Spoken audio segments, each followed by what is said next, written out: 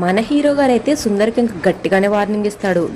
నన్ను నమ్ముకుని వచ్చిన రాధని ఎప్పటికీ వదిలేలేను. నేను రాధకి రక్షణ కవచంలా ఉండి తన్ను కాపాడుకుంటాను. ఈ ఇంట్లో ఎవరో రాధని చంపాలనుకుంటున్నారు. అలాంటి వాళ్ళకి నేను ఖచ్చితంగా బుద్ధి చెప్తాను. రాధ నీడ కూడా వాళ్ళని తాకనివ్వనని గట్టిగా వార్నింగ్ ఇస్తాడు. ఇక ఆ వార్నింగ్ కి మన సుందరి అయితే అల్లిపోతుంది. మన హీరో గారు ఇచ్చిన వార్నింగ్ కి సుందరి అయితే అడలిపోతుంది. అడలిపోయి ఇలా అనుకుంటుంది, ఇక్కడ ఎక్కువ కాలం ఉండడం మంచిది కాదు. ఈ వీళ్ళనంత తొందరగా ఆస్తి రాయించుకుని ఇక్కడ నుంచి ఉడాయించేయాలి అని ప్లాన్ వేస్తుంది.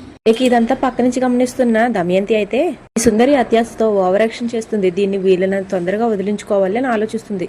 ఇక ఇక్కడి నుంచే ఈ రోజు స్టోరీ అయితే మొదలైపోతుంది. అసలు మిస్ అవ్వకండి, చాలా ఇంట్రెస్టింగ్ గా ఉంది. మన హీరోయిన్ అయితే అద్దంలో చూసుకుంటూ ఏ బంధం కోసం నేను ఇంత తాపత్రయపడుతున్నానో ఆ బంధం బలపడే రోజు దగ్గరలోనే ఉంది. నాకు ఎంత ప్రేమ ఉందో విక్రమ్ గారికి కూడా అంతే ప్రేమ ఉంది. ఆయన కళ్ళలో కనిపిస్తుంది. అది మాటల్లో వచ్చే రోజు చాలా తొందరలో ఉంది అని అనుకుంటుంది. సరిగ్గా అదే టైంకి మన హీరో గారు అక్కడికి ఎంట్రీ ఇచ్చేస్తాడు. విక్రమ్ చూసిన మన హీరోయిన్ అయితే చాలా కంగారు పడిపోతుంది, వినేశాడేమోనని. తర్వాత మన హీరో గారు లోపలికి వచ్చి రాధా హోల్డ్ చేస్తున్న టవల్ తీసి మంచం మీదకి విసిరి కొట్టి నువ్వు నా దగ్గర ఎందుకు దాచావని కోపంగా అడుగుతాడు. హీరోయిన్ ఏమో పాపం అద్దంలో చూసి మాట్లాడుకుంటుంది కదా, ఆ మాటల గురించి అనుకుంటుంది. కానీ మన హీరో గారేమో సుందరి గురించి అడుగుతాడు.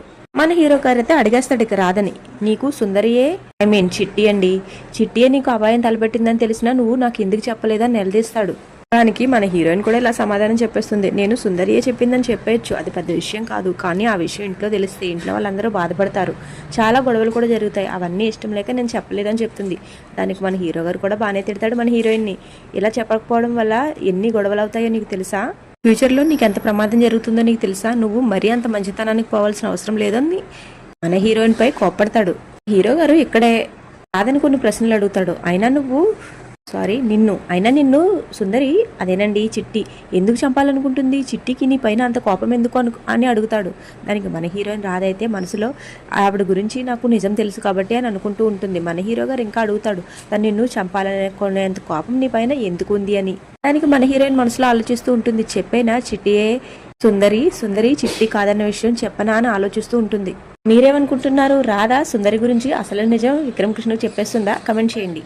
విక్రమ్ అలా పదే నిలదీసేటప్పటికి మన హీరోయిన్ రాధ అయితే ఇలా అనుకుంటుంది, అమ్మో ఇప్పుడు ఈయనకి చెప్పానంటే చాలా పెద్ద గొడవ చేసేస్తారు, ఇప్పుడు ఈయనకి చెప్పకపోవడమే మంచిదని ఇంకా కామ్ అయిపోతుంది. ఇంకా మన హీరోయిన్ రాధ మన విక్రమ్ గారు అడిగిన ప్రశ్నలకు సమాధానంగా తనని గురూజీ నన్ను బాగా చూసుకుంటున్నారు కదా, దత్తత తీసుకోవాలని కూడా అనుకున్నారు, కానీ ఆ విషయం తనకి బహుశా నచ్చి ఉండదు, అందుకనే నా పైన అలా కోపం పెంచుకుని ఉంటుంది అని చెప్తుంది. కానీ ఆ మాటలు నమ్మడు మన హీరో గారు. చెప్పేది ఎందుకో నాకు నమ్మబుద్ధి కావట్లేదు, వేరే పెద్ద కారణమే ఉంది, అందుకనే మరీ తను అంత దారుణంగా ప్రవర్తిస్తుంది అని చెప్పేస్తాడు. ఇంకా ఇక్కడే మన హీరో గారు కూడా ఒక డౌట్ వస్తుంది. ఆ డౌట్ ని చెప్పేస్తాడు. తను మా చిట్టి కాదేమో అని నాకు చాలా అనుమానంగా ఉంది, మా చిట్టి చీమకు కూడా అపకారం చేయదు, అలాంటిది నిన్ను చంపాలని చూసిందంటే తను మా చిట్టి కాదనిపిస్తుంది. నిజంగానే తను మా చిట్టి కాదు, చిట్టి రూపంలో వచ్చిన ఎవరు దొంగ అని చెప్తాడు. ఇక ఆ మాటలకి మన హీరోయిన్ అయితే చాలా సంతోషపడుతుంది. ఇక మన హీరో గారు అయితే తొందరలోనే నిజానిజాలు తెలుసుకుంటాను అని చాలా గట్టిగా భీష్మించుకుంటాడు. ఇక తర్వాత మన హీరో గారికి ఫోన్ వస్తుంది. మన హీరో గారు అయితే అక్కడి నుంచి ఫోన్ తీసుకుని వెళ్ళిపోతాడు. మన హీరోయిన్ రాధ అయితే చాలా హ్యాపీ అవుతుంది. మీరు కరెక్ట్ రూట్ లోకి ఇప్పటికైనా వచ్చినందుకు సంతోషం, తొందరలోనే మీరు అది దొంగ చిట్టి అని ఖచ్చితంగా తెలుసుకుంటారని ఆనందపడుతుంది. తర్వాత సుందరిని దమయంతి తీసుకొచ్చి సుందరికి వార్నింగ్ ఇస్తుంది. ఇంకా విక్రమ్ కృష్ణకి నీ గురించి డౌట్ వచ్చింది, నీ కాలి పట్టి కూడా దొరికింది, నీకు వార్నింగ్ కూడా ఇచ్చాడు, విక్రమ్ కృష్ణకి నిజం తెలియక ముందే నీకు ఇస్తానన్న డబ్బు నీకు ఇచ్చేస్తాను, ఇక్కడ నుంచి వెళ్ళిపోతే మన ఇద్దరం కూడా సేఫ్ గా ఉంటామని చెప్తుంది. నీకు 10 లక్షలు కాకపోతే 25 లక్షలు ఇస్తాను, ఇక్కడ నుంచి ఇప్పుడే వెళ్ళిపో అని చెప్తుంది. కానీ మన సుందరి మాత్రం చాలా స్ట్రాంగ్ గా ఉంటుంది. ఇక చాలా నవ్వుతుంది కూడా. నువ్వు ఇచ్చే 10-25 తీసుకుని ఇక్కడ నుంచి వెళ్ళిపోతానని ఎలా అనుకున్నావు పిన్ని, కోట్లాస్తిని నేను అంత సులువుగా వదులుకోను. ఇక నా మీద అనుమానం అంటావా, అది విక్రమ్ కృష్ణకి ఎలా పోగొట్టాలో నాకు బాగా తెలుసు, కోట్లాస్తిని నేనే అనుభవిస్తాను, విక్రమ్ కృష్ణని పెళ్లి చేసుకుంటాను, రామచంద్రయ్య కూతురులా జీవితాంతం ఇక్కడే ఉండిపోతానని చెప్తుంది. నేను సూపర్ ప్లాన్ చేశాను పిన్ని, నేను వస్సులు కంగారు పడకు, నేను ఆ ప్లాన్ తో ఇంట్లో వాళ్ళందరూ అదిరిపోతారు చూడు అని ఇక అక్కడి నుంచి వెళ్ళిపోతుంది. పాపం దమయంతి అయితే చాలా కంగారు పడిపోతుంది. ఇక ఇది ఏం చేస్తుందో ఏమోనని చాలా టెన్షన్ పడుతుంది పాపం. తర్వాత కుటుంబంలో వాళ్ళందరూ కలిసి ఒక చోట కూర్చుని భోజనం చేస్తూ ఉంటారు. అదేనండి డైనింగ్ టేబుల్ దగ్గర కూర్చుని భోజనం చేస్తుంటారు. అక్కడ ఇంకా చిన్న కాన్వర్జేషన్స్ అయితే జరుగుతాయి. వీడియో ఇప్పటికెళ్ళి అంత ఎక్కువగా ఉంది కాబట్టి నేను షార్ట్ కట్ లో చెప్పేస్తున్నాను, ఇంపార్టెంట్ పాయింట్స్ మాత్రమే చెప్తాను. తర్వాత డైనింగ్ టేబుల్ దగ్గర డల్ గా ఉన్న దమయంతిని గమనించి సునంద ఏంటి వదిన అలా ఉన్నావు, ఏమైంది అని అడుగుతుంది. దానికి మన హీరోయిన్ రాధ అయితే టక్కున అనేస్తుంది, గేమ్ రివర్స్ అయిందేమోనని. ఇంకా ఇంట్లో వాళ్ళందరూ మన రాధ మాటలకైతే చాలా షాక్ అవుతారు. అప్పుడు రాధ ఇలా అంటుంది, అదేలే పిన్ని గారు కొత్తగా ఏదో గేమ్ స్టార్ట్ చేసి ఉంటారు, ఆ గేమ్ కాస్త రివర్స్ అయి ఉంటుంది, దాని గురించి అంటున్నాను అంటే నీ మాటలు నాకు బొత్తిగా అర్థం అవ్వట్లేదమ్మా అంటాడు రామచంద్రయ్య. దానికి ఇంకా దమయంతి ఎక్స్ప్లెయిన్ చేస్తుంది రాజకీయాల్లో గొడవలు ఏవో ఉన్నాయి అని. ఇక దమయంతి ఇంకా మన రాధ మాటల కాన్వర్సేషన్ మధ్యలో దూరేస్తుంది సుందరి. అవును నాన్న, నువ్వు నాకు గిఫ్ట్ ఇస్తానన్నావు కదా, ఏమిస్తావు ఎప్పుడు ఇస్తావు అని టెన్షన్తో నాకు నిద్ర కూడా పట్టట్లేదు అంటుంది.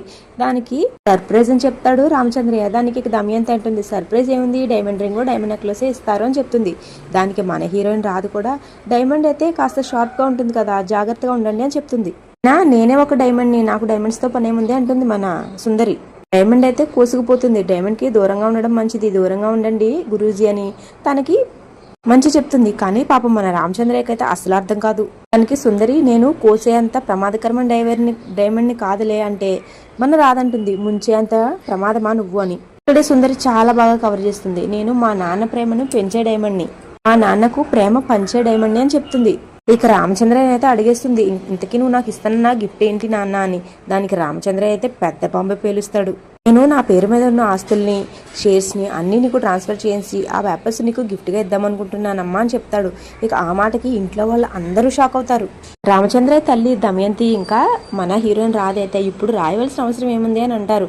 కానీ దానికి రామచంద్రయ్య కూడా, నాకు ఆల్రెడీ ఇప్పటికే 2 సార్లు హార్ట్ స్ట్రోక్ వచ్చింది, చచ్చి బతికాను, ఇంకా మరొకసారి నేను రిస్క్ తీసుకోలేను, నేను బాగుండగానే నా కూతురికి ఆస్తి రాసిచ్చేస్తాను అని చెప్తాడు. ఇక సుందరి కూడా కాస్త ఓవర్ యాక్షన్ చేస్తుందిలే, నువ్వు ఎంత ఆస్తి రాసిచ్చినా నాకు సంతోషం అనిపించింది నాన్న, నువ్వు నా ఆస్తివి అని చెప్తుంది. ఇక ఏదో కొంచెం ఓవర్ యాక్షన్ చేస్తుందిలేండి. అందరూ చేసే ఓవర్ యాక్షన్కి అయితే మన హీరో గారికి ఇరిటేషన్ వస్తుంది. ఇక నిన్న ఏ ఎపిసోడ్ అయితే చూపించారో అదే ఎపిసోడ్ రేపు రాబోతుంది.